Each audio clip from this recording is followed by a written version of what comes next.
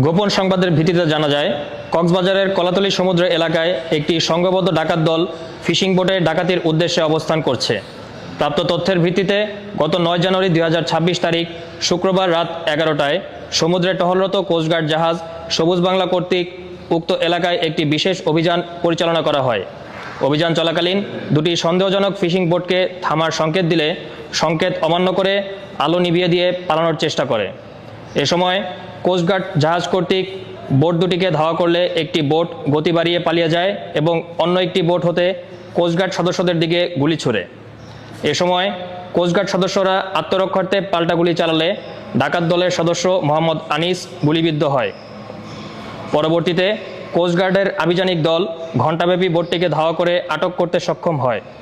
আটককৃত বোটটিতে তল্লাশি চালিয়ে একটি দেশীয় আগ্নেয়াস্ত্র, 2 রাউন্ড তাজা কার্তুজ, 11টি দেশীয় অস্ত্রসহ 19 জন ডাকাত সদস্যকে আটক করা হয়।